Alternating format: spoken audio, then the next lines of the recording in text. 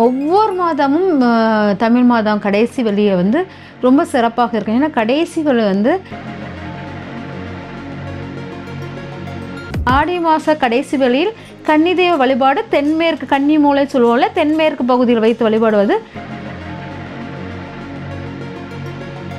வீடு மனை வாகனம் இல்லாதவங்க, தாய் தந்தையுடைய பாசம் கிடைக்காதவங்க, அப்புறம் ஒரு பெண்களுடைய சாபம் அதிகம் பெற்றவர்கள், இவங்களுக்கெல்லாம் இந்த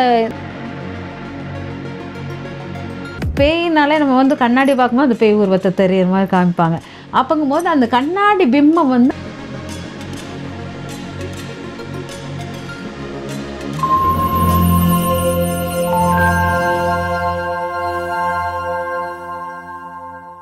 காஸ்மோ வியூ நேயர்கள் அனைவருக்கும் வணக்கம். இன்றைய நிகழ்ச்சியில ஆன்மீகம் குறித்து நமக்கு இருக்கக்கூடிய சந்தேகங்களுக்கு விளக்கம் கொடுக்கறதுக்காக ஜோதிடர் ஜெயந்தி ரவி அவர்கள் இணைந்திருக்காங்க. தொடர்ந்து நிறைய விஷயங்கள் அவங்க கிட்ட கேட்டு தெரிஞ்சுக்கலாம். வணக்கம்மா. வணக்கம்மா, எப்படி இருக்கீங்க? நல்லா இருக்கம்மா. மேடம், தொடர்ந்து ஆடி மாசம் வந்துட்டு இருக்கு, முடிய போது. இந்த கடைசி வெள்ளியில என்ன மாதிரியான வழிபாட்டு முறைகள் நம்ம பண்ணணும், எந்த தெய்வத்தை நம்ம வழிபடும் போது நமக்கு சிறப்பு, இந்த ஆடி கடைசியில நம்ம கட்டாயம் பண்ண வேண்டிய பூஜை முறை என்னெல்லாம் இருக்கு, அதை பத்தி சொல்லுங்கம்மா. தமிழ் மாதத்தில் ஆடி கடைசி வெள்ளியும் மட்டும் இல்லாமல் ஒவ்வொரு மாதமும் தமிழ் மாதம் கடைசி வெள்ளிய வந்து ரொம்ப சிறப்பாக இருக்கும். ஏன்னா கடைசி வெள்ளி வந்து நம்மளுக்கு ரொம்ப விசேஷமான நிறைய ஒரு அணைய போற விளக்கில் வந்து பிரகாசம் தெரியுமாங்க இல்லையா, அதே போல் கடைசி வெள்ளியில லட்சுமியுடைய வாசம் அதிகமாக நம்மளால உணர முடியும். அதனால ஒவ்வொரு மாதமும் அதுக்கு கடைசி வெள்ளி நீங்க விசேஷமாக எடுக்கலாம். ஆனா ஆடி கடைசி வெள்ளி வந்து என்னன்னா, நம்ம ஆடி மாசத்தில் தான் நிறைய பாத்தீங்கன்னா திருவிழாக்கள் உருவாயிருக்கும். நிறைய விசேஷ நாட்கள், ஆடி பூரம், ஆடி பெருக்கு, ஆடி தபசு, அதுக்கப்புறம் ஆடி அமாவாசை, ஆடி பௌர்ணமின்னு சொல்லிட்டு அவ்வளவு விசேஷம் எல்லாமே உண்டு. இதையெல்லாம் தவற விட்டவர்கள், இதெல்லாம் பண்ணணும்னு நினைச்சேன், ஏதோ ஒரு ரீசனுக்காக தப்பி போச்சுன்னு சொல்லிட்டு தள்ளிக்கிட்டே இருந்திருக்கும். இந்த ஆடி கடைசி வேளையில் இத்தனை பூஜைகளுக்குள்ள மொத்த ரூபமாக ஆடி கடைசி வேலையை எடுத்து நீங்க பண்ணா அத்தனை நாளில் உள்ள பண்ணக்கூடியது இதுல எடுத்துக்கலாம். இந்த ஒண்ணு பண்ணாலே போதும். அதனால இந்த இப்போ ஆடி கடைசி வெள்ளி வர்ற நாளில் நீங்க வந்து ஆடி அமாவாசையில் கன்னி பெண்களுக்கு வைத்து வழிபடுவது சிறப்பாக இருக்கும். வீட்டு பெண் தெய்வங்களை வழிபடுவது சிறப்பாக இருக்கும். இறந்தவங்க வந்து ரொம்ப இதா இருப்பாங்க, அவங்களுக்கு வந்து நீங்க ஆடி கடைசி வெள்ளியில் வழிபாடு பண்ணுவது ரொம்ப விசேஷமா. அதாவது கன்னி தெய்வ வழிபாடு அது பண்ணலாம். நம்ம ஆடி அமாவாசையில் பண்ணாத விஷயத்தை நம்ம இதுல பண்ணலாம். அது எப்ப பண்ணலாம்னா, ஈவினிங் நேரம் அந்திசாய் நேரத்தில் ஒரு 5:30 இருந்து 6:30 பண்ணிட்டு அதுக்கப்புறம் நம்ம எப்போதும் விளக்கேற்று முறைகளை நம்ம எடுத்துக்கலாம். அதனால அந்த ஆடி மாச கடைசி வேளையில் கன்னிதெய்வ வழிபாடு தென்மேற்கு கன்னி மூலை சொல்லுவோம்ல, தென்மேற்கு பகுதியில் வைத்து வழிபாடுவது மிக சிறந்த பலனை தரும் அப்படிங்கிறது. அதுக்கப்புறம் பார்த்தீங்கன்னா ஆடி கடைசி வேளையில் நம்ம என்ன பண்ணலாம் அப்படின்னா, நல்ல வீட்டை நல்லா தண்ணி வச்சு கழுவணும். என்னால் கழுவ முடியலை அப்படின்லாம் யோசிக்காதீங்க. சும்மா நீங்க துடைக்கிறத விட வெள்ளிக்கிழமை ஆடி வெள்ளிக்கிழமை ஒரு தொடப்பத்தில் நல்ல தண்ணி, மஞ்சள், அதுக்கப்புறம் கொஞ்சம் வேப்ப இலை இதெல்லாம் போட்டு நல்லா தெளிச்சு விட்டுட்டு, அந்த தெளிச்சு விட்ட தண்ணியை வந்து நல்ல தொடப்பத்தை வச்சு சுத்தி அப்படி பெருக்கி எடுத்துட்டீங்கனாலே அது கழிவுட்ட சமயம் தான். துடைக்காதீங்க, அன்னைக்கு துடைக்கக்கூடாது. தண்ணி இப்போ தொடப்பத்தை வச்சு நல்லா எடுத்துட்டு அது வெளியே அந்த தண்ணியை கொஞ்சம் வெளியே தள்ளிட்டினாலே நெகட்டிவான ஒரு விஷயம் இந்த ஆடி மாசத்துக்கு முன்னால உள்ள நெகட்டிவ் ஃபுல்லா நீக்கிறோம் அப்படிங்கிறது. அதனால வீட்டை வந்து மஞ்சள் தண்ணியை வச்சு நல்லா சுத்தமா கழிவு விடுதல் அப்படிம்பாங்க.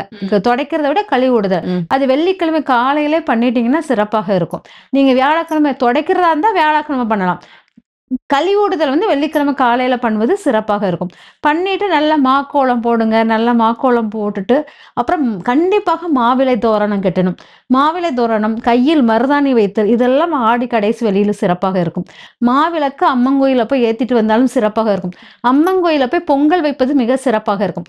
இது ரெண்டும் என்னால் கோயிலுக்கு போய் பண்ண முடியலன்னா, நல்ல வாழை இலையை வாங்கி, தலை வாழை இலையை வாங்கி அதுல நல்ல மாவிளக்கு பிடிச்சு நல்ல சாமி நல்ல பெரிய குத்துவிளக்கு வச்சுக்கோங்க. நல்ல பூ மாலையெல்லாம் போட்டு நல்ல மாவிளக்கு வைத்து வழிபாடு பண்ணுவது சிறப்பாக இருக்கும். இந்த மாவிளக்கு ஏற்றும் போது நம்ம சக்கரை பொங்கல் சிறிது வச்சே ஆகணும்.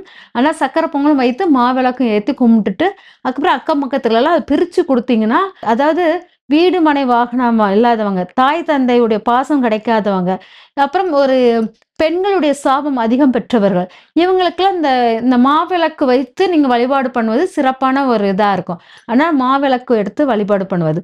மடிப்பிச்சை வாங்குதல் வந்து என்னன்னா, உடல் ஆரோக்கியம் ரொம்ப குன்றியவர்கள், உடல்ல வந்து சக்தி இல்லாம, உடல் சக்தி இழந்தவங்க, அடிக்கடி நோய்வாய்ப்பட்டுக்கிட்டே இருக்கு. என் குடும்பத்தில் ஆஸ்பத்திரி செலவுக்கே நெறைய போட்டு போய்க்கிட்டே இருக்குது. அப்படி இருக்கிறவங்க வந்து கண்டிப்பாக மடிப்பிச்சை வாங்கி அம்மனுக்கு கடைசி வழியா அம்மனுக்கு காணிக்கை செலுத்துவது சிறப்பாக இருக்கும். அதனால உடலில் எனர்ஜி அளவு குறையும் வீடுகளுக்கு மடிப்பிச்சை வந்து ரொம்ப சிறப்பாக இருக்கும். அப்புறம் மங்கள விஷயங்கள் உருவாகுவதற்கு, மங்கள விஷயங்கள் உருவாவது தான் நம்ம மாவிளக்கெல்லாம் வச்சு மங்கள விஷயங்கள் உருவாகுது.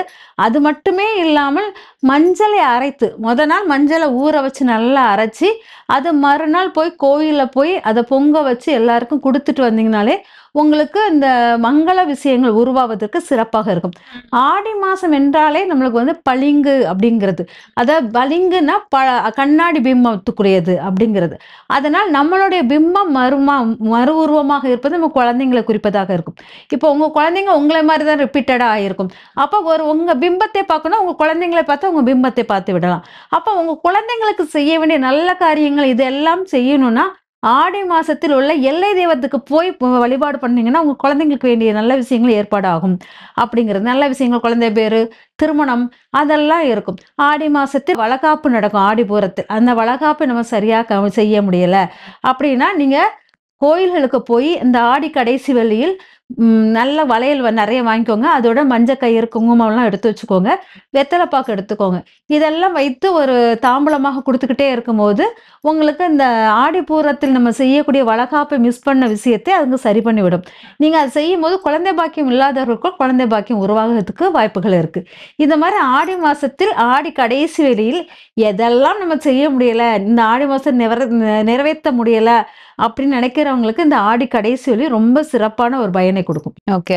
இந்த வளையல் குடுக்குற முறை நீங்க சொல்லியிருந்தீங்க. இந்த வளையல் குடுக்கறதுனால என்ன மாதிரியான பலன்கள் எல்லாம் இருக்கு? யாரெல்லாம் இந்த வளையல் தானம் பண்ணலாம்? அம்மனுக்காகட்டும், இல்ல வர நேயர்களுக்கு குடுக்கலாம்? இப்போ வளையல் வந்து யாருக்கு குடுக்கலாம் அப்படிங்கிறது என்னன்னா, முதல்ல வீட்டில் வந்து எப்பவுமே வளையல் ஸ்டோர் பண்ணி வச்சிரணும். இந்த ஆடி மாசம் ஃபுல்லா வளையல் இருக்கிறது நல்லது.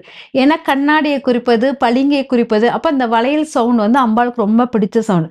ஆடி முதல் வெள்ளியிலே வளையல கையில அடிக்கிறணும். நீங்க ஒவ்வொரு பூஜையும் இந்த வளையல் சவுண்ட்லயே தான் செய்யணும். அப்பங்கும்போது அந்த வீட்டில் வந்து என்னைக்குமே இந்த வளகாப்பு இல்லாத வீடே இருக்காது. எல்லார் வீட்லயும் வளகாப்பு நடந்துரும். அப்ப வளகாப்பு நடக்கணும்னா என்ன ஆகும்? திருமணம் நடக்கும், வளகாப்பு நடக்கும்னு அர்த்தம். அதனால வளையல் அந்த ஆடி மாசத்து ஃபுல்லா கை நிறைய வளையல் போட்டு பூஜைகள் பண்ணுவது சிறந்த ஒரு விஷயம். அதே சமயம் நீங்க வளையல் குடுக்கறதுக்கு முன்னக்கூட்டி கையில் வளையல் போட்டு தான் வளையல் குடுக்கணும். அதே சமயம் பார்த்தீங்கன்னா, கோயிலில் குடுப்பது என்னன்னா, வீட்டில் சில பேருக்கு இடம் பற்றாக்குறையா இருக்கும். சின்ன இடமா இருக்கும். அவங்க எல்லாரையும் வர வச்சு முதல்ல வளையல் நம்ம வீட்டுக்கு வந்து வாங்குறவங்க வந்து உட்கார வைக்கணும். அப்புறம் அவங்க வயிறு நிறைய வயிறு குளிர தண்ணி குடுக்கணும். தண்ணி குடுத்துட்டு அப்புறம் அவங்க பாதத்தில் வந்து மஞ்சள், குங்குமம் வச்சுட்டு, அப்புறம் பூ போட்டுட்டு, அதுக்கப்புறம் நம்ம வந்து வளையல் குடுப்பது சிறப்பாக இருக்கும். நம்மளால நம்ம வீட்ல அது பண்ண முடியாது. இட வசதி கம்மியா இருக்குது. இல்லாட்டா வீட்ல மாமியார் அவங்கலாம் இருக்கிறாங்க. சில விஷயத்துல ஒத்துக்க மாட்டாங்க.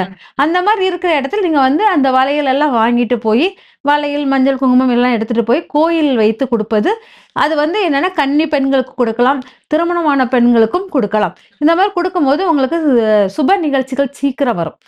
சுப நிகழ்ச்சி தடைப்பட்டவங்களுக்கு ஈஸியாக சுப நிகழ்ச்சிக்கு வரும். அதே மாரி இது காலபுருஷன் 4ஆம் வீட்டுக்குள்ளதை ஆக்டிவேட் பண்றதுனால, நமக்கு சுப நிகழ்ச்சிகள், திருமணம் அது மட்டும் இல்லாமல் 4ஆம் வீடு வந்து வீடு, வாகனத்தை குறிப்பதாக இருக்கும்.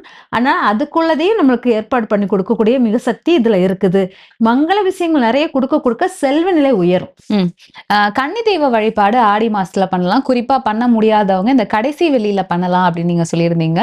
இந்த கன்னி தெய்வ வழிபாடு பத்தி நெறைய பேருக்கு தெரிஞ்சிருந்தாலும், இதுல முக்கியமா வைக்க வேண்டிய பொருட்கள் அப்படின்னு ஏதாவது இருக்காமா? அதாவது கன்னி தெய்வ வழிபாடு வந்து இந்த கன்னி மூலை தென்மேற்கு மூலையில வைப்பாங்க. இப்ப என்னன்னா ஃபோட்டோ எடுத்துக்கிறாங்க. அதுக்கு முன்னால ஃபோட்டோ இல்லாதப்போ நம்ம வந்து கண்ணாடி வைத்து வழிபாடு பண்ணுவோம். அதுக்கு முன்னால என்ன பண்ணுவோம்னா, நம்ம வந்து தண்ணீரில் வைத்து தண்ணீரை வச்சு வைப்போம். இதெல்லாம் என்னன்னா, பிம்பம் வெளிப்படுத்துதல். ஒரு பிம்பத்தை ரிப்ளை பண்றது. ஆடி மாசம்னா பிம்பத்தை அதான் கண்ணாடின்னு சொன்னால அது பிம்பத்தை ரிப்ளை பண்றது. இதெல்லாமே பிம்பத்தை ரிப்ளை இப்போ எனக்கு ஃபோட்டோலலாம் அவ்வளவு நான் இது பண்ண மாட்டேன். அந்த ஃபோட்டோ எடுத்து வழிபாடு பண்ணுங்கன்னா, அதுக்கு எனக்கு சம்மந்தம் கிடையாது. இறந்தவங்களோட ஃபோட்டோ வச்சு அதுல நான் வந்து முழுமையா எனக்கு நம்பிக்கையும் கிடையாது, சம்மந்தமும் கிடையாது. அதுக்கு பதிலாக இந்த கண்ணாடி நீங்க பார்த்தீங்கன்னா, ஒரு உருவத்தை ஒரு பேயினாலே நம்ம வந்து கண்ணாடி பார்க்கும்போது அந்த பேய் உருவத்தை தெரியுற மாதிரி காமிப்பாங்க. அப்பங்கும்போது அந்த கண்ணாடி பிம்பம் வந்து அழகா ரிஃப்ளெக்ட் எடுக்கும். நம்மளுடைய ஆத்மா சக்தியை எடுத்து கொடுக்கக்கூடியது. அதாவது நம்ம வீட்டில் நம்மளுடைய இறந்தவங்க ஈஸியா கண்ணாடியில் பிம்பமாகக்கூடியவர்களாக இருப்பாங்க. அதனால் நம்ம வந்து அந்த கண்ணாடியை வைத்து வழிபாடு அந்த காலத்தில் நடந்தது. அதுக்கு முன்னால வந்து கண்ணாடி இல்லாதப்ப நம்ம எதை கண்ணாடியாக பயன்படுத்தினோம்னா, தண்ணீரு. தண்ணிய பார்த்து நம்ம அலங்காரம் பண்ணிக்கிட்டு இருந்தோம். அப்போ அந்த காலத்திலும் சரி, இப்பவும் சரி, நம்மளுடைய முன்னோர்கள் வந்து தண்ணீர்ல தான் தங்கியிருக்காங்கன்னு சொல்லுவோம். நீரில் தங்கியிருப்பாங்க. அந்த நீரில் வந்து தன் உடல் கிடைக்கிற வரைக்கும் அந்த நீரில் தங்கியிருப்பாங்க. உடல் கிடைச்சோனே அந்த உடலுக்குள் புகுந்து விடுவார்கள் அப்படிங்கிறது. அப்போ அந்த நீரை வைத்து வழிபடுவத முதன்மையான நான் இது சொல்லுவேன். என் மூதாதையர்கள் எதை தொட்டாங்களோ அதையே நீங்க தொடருங்க. அப்ப அந்த நீரை வைத்து, ஒரு செம்புல நீரை வைத்து, ஒரு மண் குடுவையில நீரை வைத்து, அதுல வந்து பூக்கள போட்டு, அந்த அந்த குடுவைக்கு நல்லா அலங்காரம் பண்ணிருங்க. நல்ல பூவ வச்சு அலங்காரம் பண்ணுங்க. உடனே கலசம் மாரி செம்பெல்லாம் வச்சிராதீங்க. உடனே இத வைக்கக்கூடாது. வெறும் நீர் மட்டும் தான் இருக்கணும். நீர் வைத்து, அப்புறம் அவங்களுக்கு வேண்டிய ட்ரெஸ்ஸு, உணவு வகைகள், அப்புறம் பார்த்தீங்கன்னா, கண்டிப்பாக அதிரசம் வைப்பாங்க.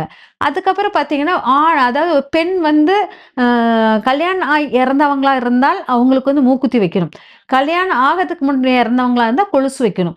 இந்த மாரி வச்சு ஒரு பொருள் ஏதாச்சும் ஒண்ணு வாங்கி அவங்க நினைவா வச்சு கும்பிட்டுட்டு, பூஜைகள்லாம் முடிச்சு, அதே மாரி அதிரசம் வைக்கணும். நல்லா பலவிதமான ஸ்வீட்ஸ்கள் வைக்கணும். பழங்கள் ஒரு 3 வகையான பழங்களாச்சும் வைக்கணும். வைத்து அப்புறமா அவங்களுக்கு வேண்டிய அலங்கார பொருட்கள், அப்போ உள்ள குஞ்சாலம் பண்ணுவாங்க.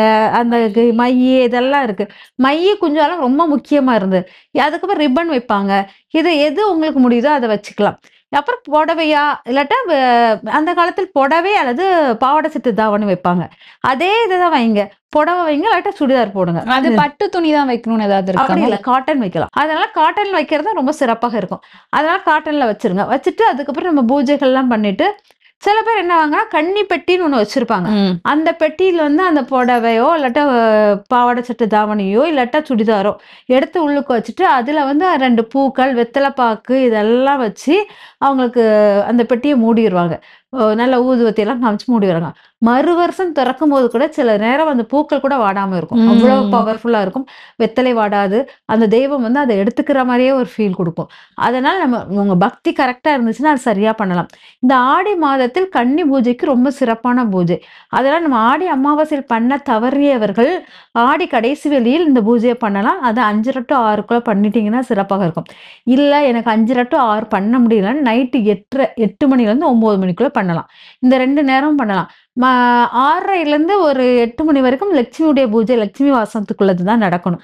அதுக்கப்புறம் இந்த பூஜைகள் பண்ணும்போது சிறப்பாக இருக்கும். ஓகே. ஸோ இன்றைய நிகழ்ச்சியில வந்து ஆடி கடைசி வெள்ளியில, இந்த ஆடி மாசத்துல தவற விட்டவங்க எல்லாமே இந்த கடைசி வாரத்துல என்ன மாரியான பூஜை முறைகள் பண்ணணும், குறிப்பா கன்னி தெய்வ வழிபாடு எப்படி பண்ணணும் அப்படின்றத பத்தி தெளிவான விளக்கம் குடுத்தீங்க. நன்றி மேடம். நன்றிம்மா.